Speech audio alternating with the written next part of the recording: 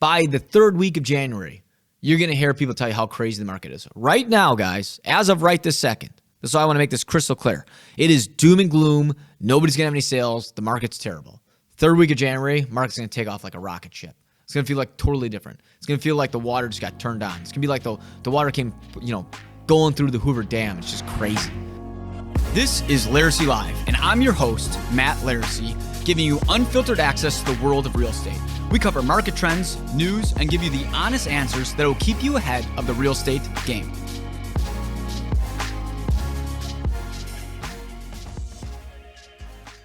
Laricy Live is brought to you by Zenlist. Do you want to know the secret to growing a high-volume real estate business? It's not just about generating the most leads. The key to success for Laricy's agents is providing the best client experience. We put our clients on Zenlist because we know that they're getting the modern, mobile experience they not only want, but expect from their agent in this day and age. Using Zenlist with our clients put us all together in a shared space where we could work together during the home search process, which helps us be efficient and provides our clients the VIP treatment. Sign up for Zenlist using code LARICYLIVE, no spaces, all lowercase, to save $240 on your first year's subscription. Laricy Live is also brought to you by Lincoln Title. Lincoln Title is the best and most efficient title company in Chicago and the best place to close your property. Okay, so today is the last podcast we will be doing in 2022. We are closing out the podcast year for 2022 with one of my favorites, the predictions. So today we're going to be doing a little bit of what I think is going to happen in 2023. We came up with some questions of what people have been asking us. We asked some of our social media followers what they would like to know that we think is going to happen next year. So we're going to go ahead and start rattling these off. So what is my top prediction for 2023? My biggest prediction for next year is going to be back to work. I think everybody out there is going to be going back to the office. I think you've been working in your underwear, making too much money for too long. I know. It's very unpopular to say that. I don't care. I do feel that people need to work in the office. I think that, you jive better. I think that the team morale is better. I think that people understand what's happening more. I think things naturally come together better because of it. And I think the reason that I think more people are going to be going back to office is because the economy is starting to shake a little bit. We're kind of like held up on matchsticks right now, and I think this thing's going to implode. And I think every single quarter, as businesses look at how poorly that they are doing, that they're looking at their bottom line saying, like, listen, employment is our biggest cost, and we want to make sure people are performing at top tier, and that's going to bring them back to the office. And I'll tell you, everybody was more efficient working from home when nothing else is going on. But now that the world is completely, fully open again, people aren't as efficient as much as they were. We have many, many different clients out there telling us that they're finding out that their people have more than one job. And that's concerning because they're not paying the full attention to the one job that they're supposed to be doing. So why does the back to the office apply to us here in real estate? Well, the reason it applies here in real estate is because the more people who go back to work, the more attractive cities become, right? If more people are going back to work, there's going to be more people going to the office. It means they're going to want to live closer to where they work. It means that maybe more lunch spots will open up, right? And more restaurants will open up because they need to feed the people that are going there, which means that those people who work there are going to want to rent, which means that they're going to need a place to live, which means we could sell to an investor. It means that people are going to bring in more retail, which can bring in more people.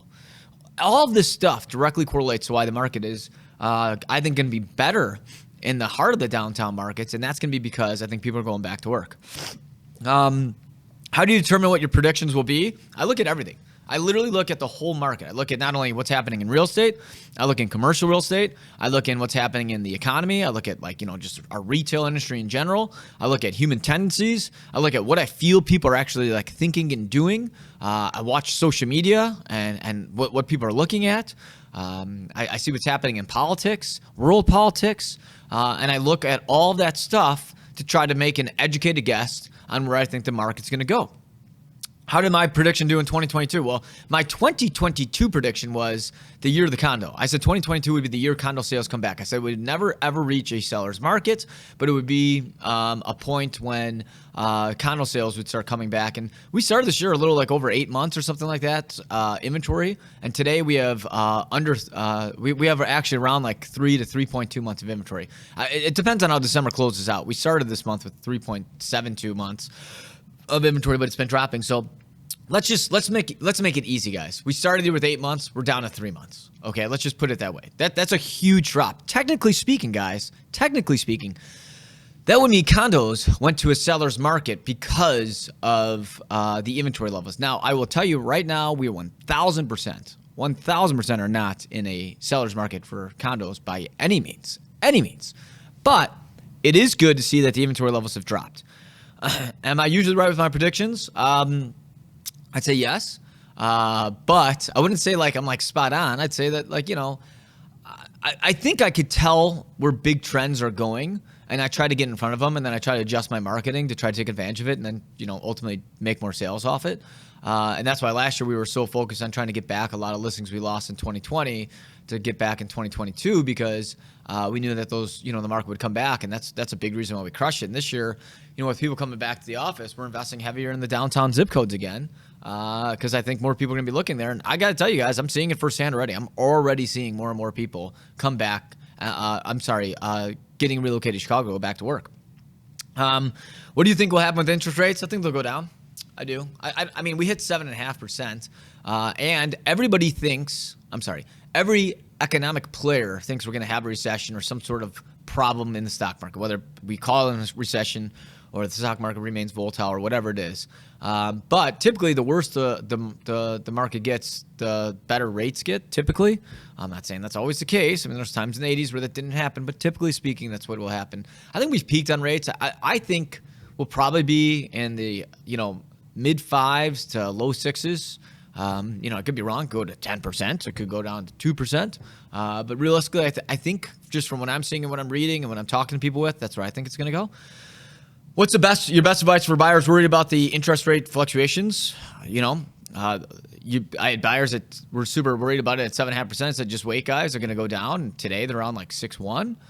That's for a 30-year. If you got like an ARM or jumbo, you're at like 5.125. So, I mean, don't worry about it. Don't buy because of the rate.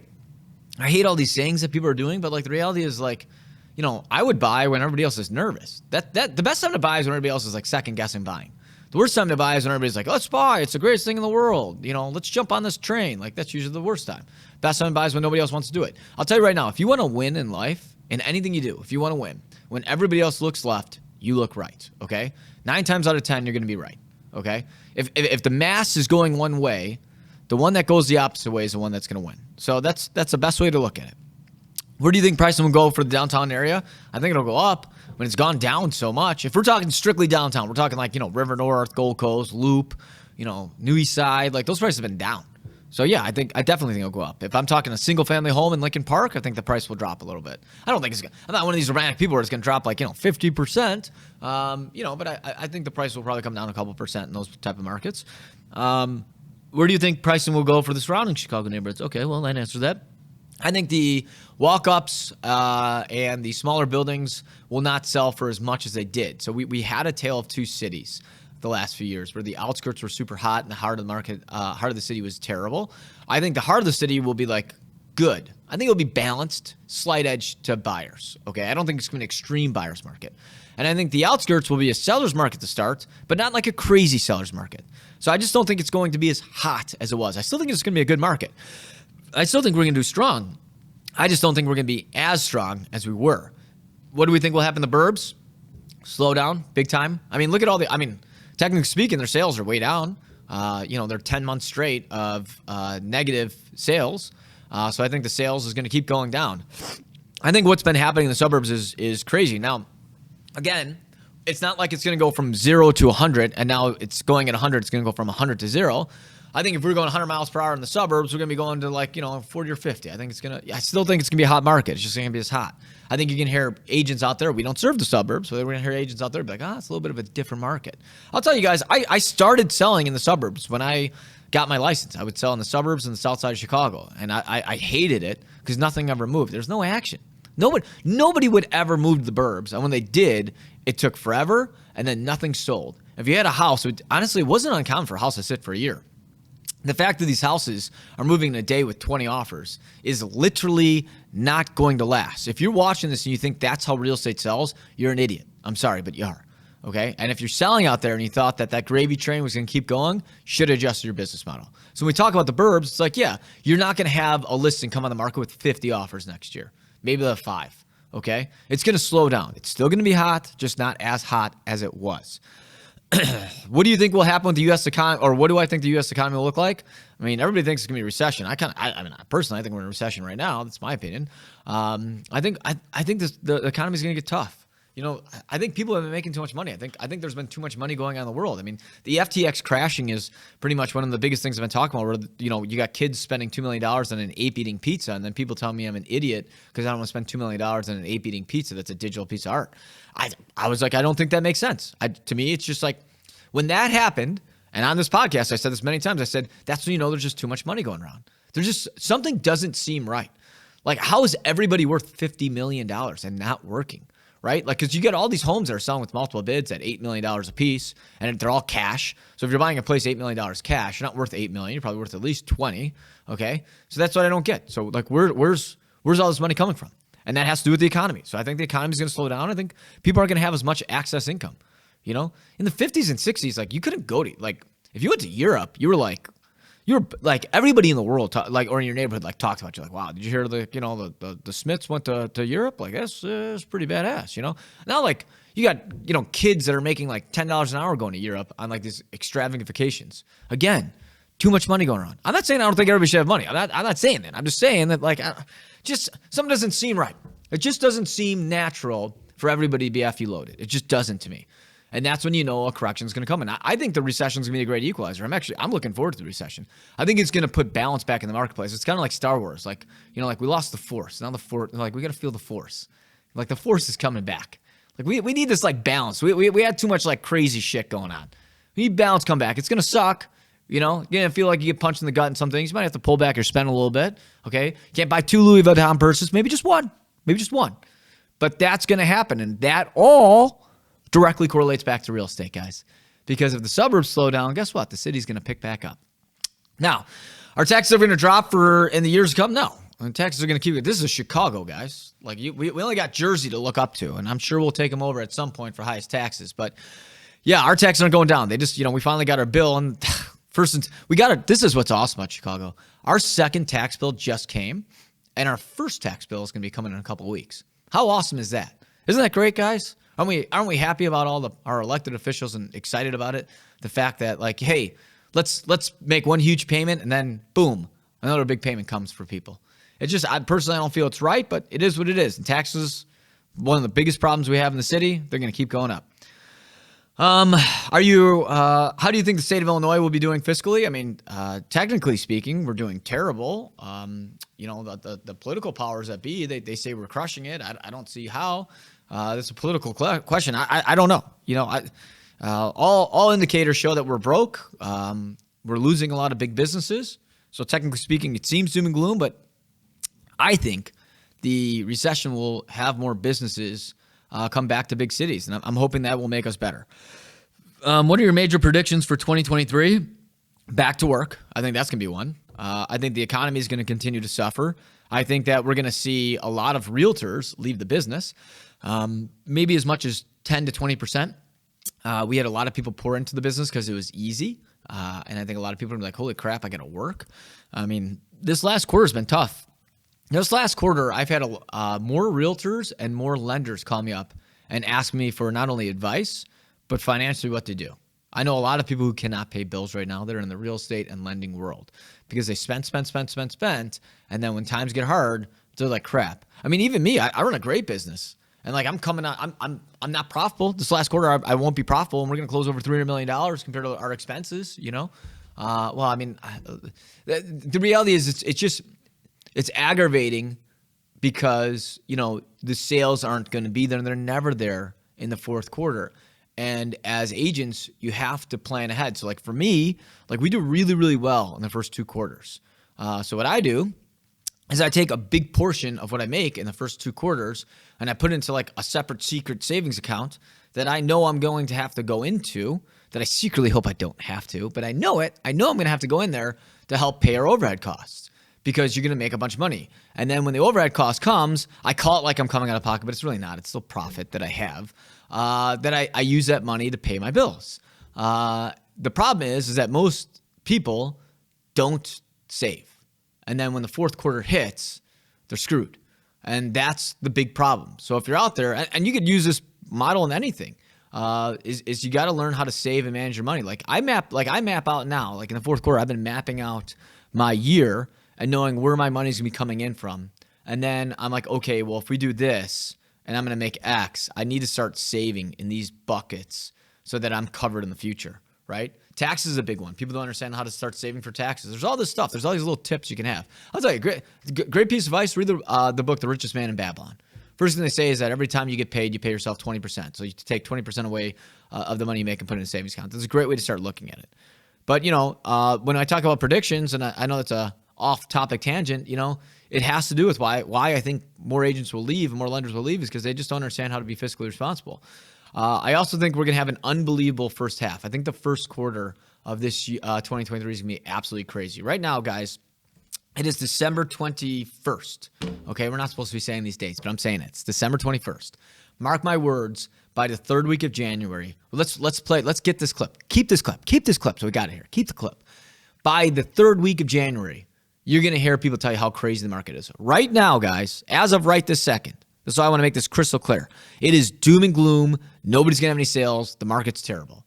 Third week of January, market's going to take off like a rocket ship. It's going to feel like totally different. It's going to feel like the water just got turned on. It's going to be like the water came, going through the Hoover Dam. It's just crazy. So, and then my last prediction is going to be that I think the high-rise sales are going to be higher than they were in 2022. Again, I don't think we're ever going to hit a crazy seller's market by any means, but I think we're going to see continued improvement there. And then what do I think the seller side of the market will look like? Good first half, terrible second half. Good first half, terrible second half for sellers. I think we're also going to see sellers have to get more aggressive on pricing. I think you're going to see before, if you saw an agent, let's say, price a single-family home in Lincoln Park, they would look at the last sale and they'd be like, we can ask 5% more because there's nothing on the market. I think this year they're going to look at the last sale and be like, listen, we got to be a little bit under that because the rates on these $3 million homes, have tripled, and that affects what people can afford. I think that people that were looking at duplex downs and comparing them to the first quarter of 2022 compared to the first quarter in 2023, they're going to have to readjust their expectations and know that those are likely going to trade for the same price, if not a little bit less.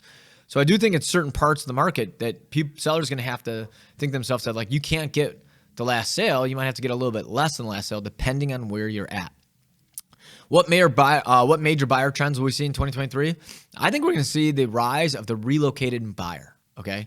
Relocation buyer is going to be huge. Personally, I'm seeing a lot of buyers get relocated. I'm seeing a lot of buyers, make decisions now based off of where their job's going to be, which wasn't before because people are like, well, I'm going to work remote, so I don't care where I live. But I think the relocating buyer is going to be one of the biggest buyer trends we're going to see. What's the best time to buy during 2023? Well, technically, the best time to buy will be like the end of the third quarter and the start of the fourth quarter will be the best time to buy because that's when the market's usually the worst for sellers. But then again, also inventory at that time kind of feels a little bit like Nordstrom Rack, so there's give and takes. What will be the best time to sell during 2023? The best time to sell during 2023 is going to be first to second week of January till the end of April. Those will be the best months. Then by the end of May, it'll be still pretty strong. And then June, we're going to see a summer shift. August, the market's going to shift to a buyer's market. And then by, end of September, beginning of October, it'll be a hardcore buyer's market. That's the same trend every year. The other trend we have to watch out for sellers is the summer market is that if we hit a recession, most economists are pinning June of 2023 for a recession. Now, Who knows? It could happen tomorrow for all I could care, or it could never happen. So I'm not saying one of these people that's saying like this is definitely happening. I'm saying that like if you're a seller that waits too long and we do hit what they call recession, buyers tend to freak out and then they want a steep discount. So, keep that in mind, sellers, if you're like, I got time to sell. Or people who are selling that have kids. They want to keep to that June cycle. That might, you might miss the boat. Do you think Laricy will keep growing in 2023? I think we're always growing. Always. We're going to close this year roughly 285 to 290, 285 to 290 million, in that range. Depends on if some of these big deals close before the end of the year, if they get kicked to next year, which will be a 30-something million dollar growth, which is a 20 to $30 million growth, let's call it, which to me is a failure because I always expect the best. But, comparatively speaking, for anybody that does, understands business, you get above 100 million, it's tough to keep growing. You get above 200 million, it's really tough to keep growing. So to grow 20 plus million and you're doing 200, we did 268 million last year. Like that's a tough one to do, especially when the back 6 months of the year were pretty tough. What are your sales goals for next year? Let's call it out here. What's next year? 2023, right? 2023. Let's do 323 million in 2023. Make it easy. 323 in 2023. So that would be a pretty sizable growth, not crazy, but I want to break that 300 million next year, and I want to do over 600 sales. We should finish around 550 sales. I want to do over 600 closed sales. What happens if Laricy meets the sales goal? We're going to Vegas. We're going to Vegas if we do it. We haven't done it yet. We'll bring it. Oh, we're going to Napa. Yeah, we're going to Napa. Classier. I don't know. Napa's pretty great. Napa's a pretty good trip. Yeah, we'll go to Napa, and we'll have a relaxed yet classy wine tasting experience. But we'll see. I mean, listen, that's a hefty goal. Did we meet our 2022 goal? No. Our goal in 2023 was 3,022,000 was our goal, 322, and we didn't hit it, obviously. So. I mean, we're 30 million away. Jamie's in the background here, guys. Well, in 2023, we want to do 323. Our 2022 goal was 322, and we missed it. See, I'm just adding a million on to whatever the year is. Make it easy. This way we don't forget it. What do you think is going to happen to rentals next year? I think the market's going to go crazy for rentals. I think we're going to see a 10% growth in rental prices year over year. Inflation has gone up, taxes have gone up, cost of goods, energy has gone up. And guys, guess what? Typically speaking, the worse the economy, the better the rental market is. And guys, remember when I say better rental market, that means for landlords. So worse for you that's renting. And I do think that's going to, one, help wipe out inventory. Because if the rental market's super hot and a seller can't sell, they'll just rent. So what you're seeing, guys, and one of the reasons why, like specifically in the downtown markets, why the inventories drop so much is that what would happen before is that if you throw inventory at the wall, it just sticks and it stays because the rental market was so soft. You couldn't sell or you couldn't rent. Okay. Now, what you're going to see specifically even more heading into 2023 is that you're going to throw inventory in the market and it's going to be sitting there. And 3 months are going to go by and Mr. Seller's going to be like, you know what, fuck it. We're not getting the price I want, rent it. And then they're renting it for an all-time high. And what that's going to do is that instead of inventory sitting, getting stale, and then like pretty much dying on the market and it's building, just like a lot of people trying to get through a door and it's just like building, what's going to happen is it's going to go off, on, off, on, off, on, off, on, off. And that is going to create the illusion of lower inventory. Even if the market's not super hot, it's not going to have inventory build up. So the hotter the rental market, the better the overall market's going to be. Which Chicago property would be a good investment in 2023? Listen, Chicago property is always like an annuity, okay? There's nothing sexy about it. 1 to 3% growth, maybe you get 5% sometimes. But typically speaking, it's a 1 to 3% growth. You can break even after you pay all your expenses, put a couple bucks in your pocket. It's not like a California where you can make 50% in 5 years, or Florida where you could do the same, or you could lose 50%. There's no ebbs and flows. It's just like a constant, slow and steady turtle. You're putting money on the turtle, guys. That's it. 30 years from now, it'll be worth more. For people out there who got kids, buy a property now and use it as a rental. When your kid goes to college, sell it and pay for your kid's tuition. There's just different ways to do it. I wouldn't say Chicago's the greatest investment city, but it's good. Which neighborhoods do you anticipate being hot? I still think the outskirts will be hotter, Lincoln Park, Lakeview, Wicker Park, Bucktown, but I do think the heart of the city will be better than it was previously. Do you see any neighborhoods losing value in 2023? I think single-family homes above $2.5 million will lose value. I don't think they're going to lose a tremendous amount of value, but I think the demand and people's ability to afford those is going to go down.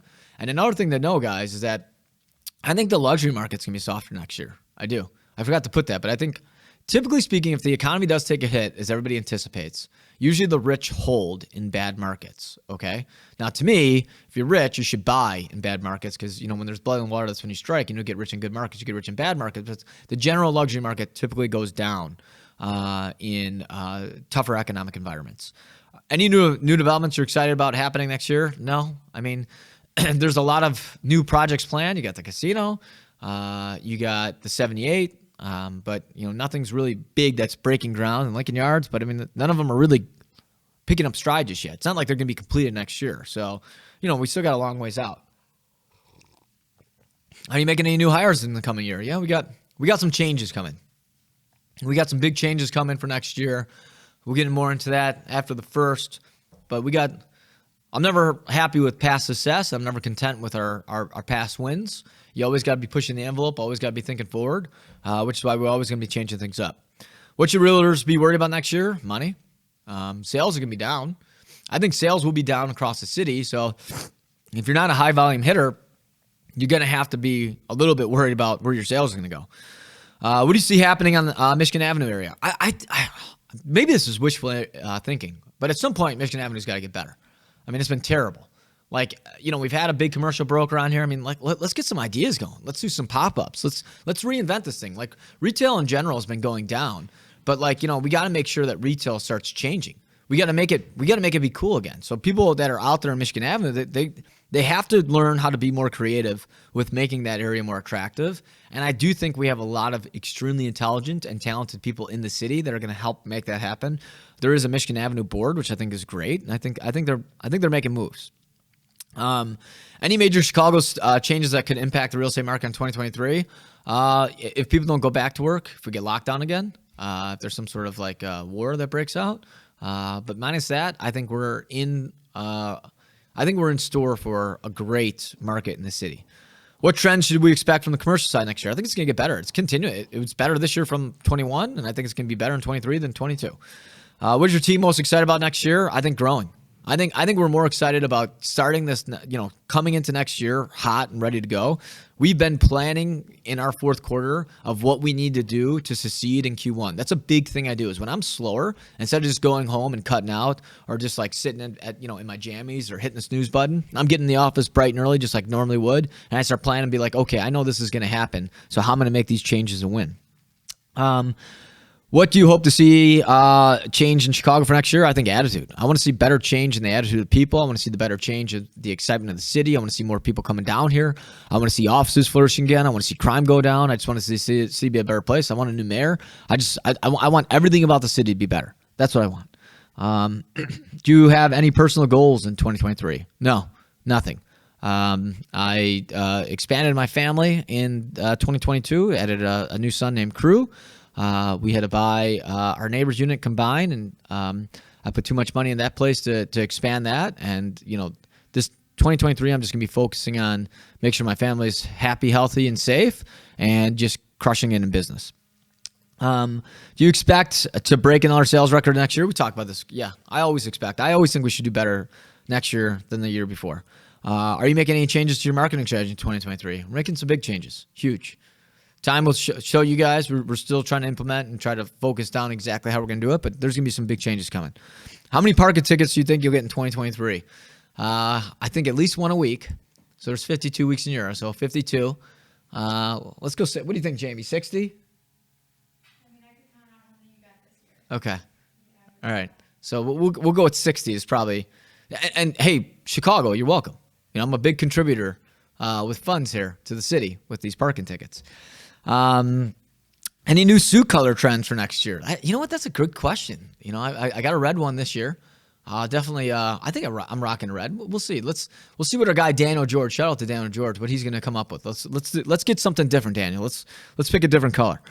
What are you doing to prepare for 2023? We talked about that. What am I most nervous about 2023? I would never say that I'm nervous, just because I have a winning attitude, and I think if things don't go my way, I'll pivot and I'll do whatever I can to win.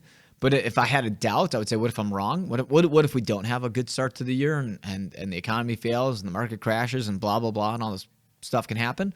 So that's what I guess some people could say they're nervous about, but I'm just a winner. I am. I'm just a winner. I don't give a shit what happens around me. I will sit there and I'll come through the crowds. Like I've mentioned this before. I'm like Patton. I'm on the front lines. If there's bombs going on around me, I'm running towards it. I'm going to win it. I'm not going to fail. I'm not going to surrender. I'm not going to give up. I'm going to do whatever it takes to be a winner. And if shit hits the fan in this business or at this company, I'll be doing everything I can. I would literally die in this office to succeed. I'm willing to do that. And not many people are. So that's why I'm saying, like, I'm sure I always have doubts or I'm always a little bit nervous about certain things, but like, I don't let that negativity fester in my mindset. I don't let my mind go there.